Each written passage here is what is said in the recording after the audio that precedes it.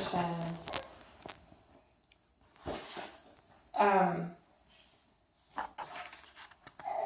So basically, they both of our artist and our composer, Rousseau loved the jungle and he focused on the jungle. Our composer is from the jungle. Our composer is from Brazil. So before you tell them Brazil, if you want to pull out a map and show them, you can say, okay, so his name is, it's really hard to say the first name. Villa-Lobos is not hard. Villa-Lobos, but his first name is Hieter. It's I'll see here. So it's Hieter, like equator. It's like Hieter is how you say his first name. Hieter Villa-Lobos. And he is from Brazil. And he's a really interesting guy.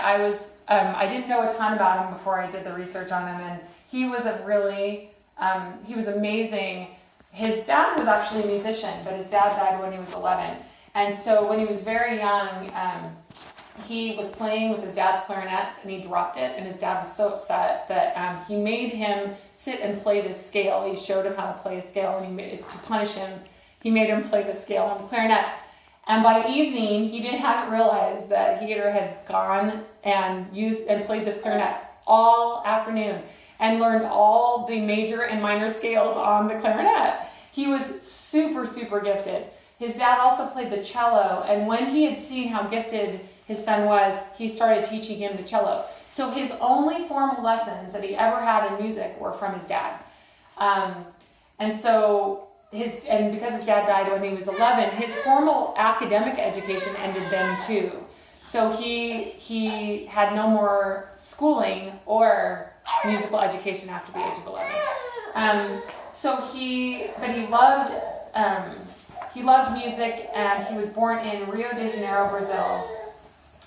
And he was asked a lot about like how he got so good, and he said, well, it was the birds in the jungle that taught him about music.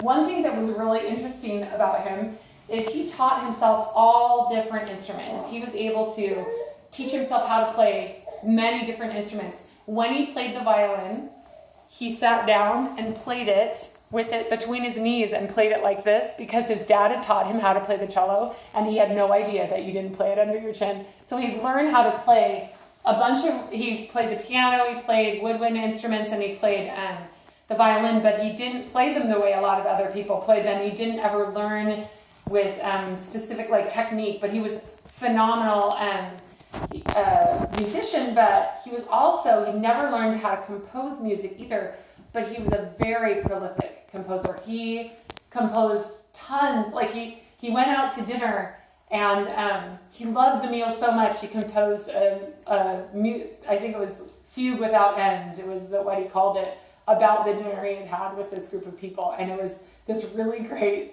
piece of music that he had written about it.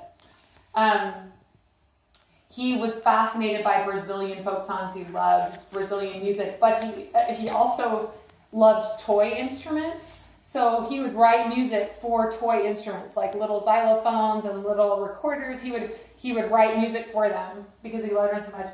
He also was obsessed with kites. So when he would be practicing or he'd be playing music and he saw that it was a sunny day, he'd drop everything and go out and fly his kite because it was a pretty day and perfect for flying kites.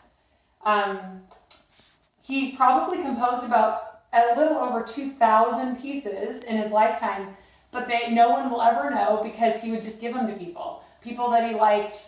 He would just give them away. And so where certain musicians it was harder for them to compose, they kept everything really carefully guarded. He was like, it's so easy for me to compose. He would just kind of give everything away. And so we don't really know. He wrote operas, ballets, chamber music, masses, orchestral pieces, oratorios. He wrote tons and tons of music. He was, by 1930, he was a famous conductor and educator. He would teach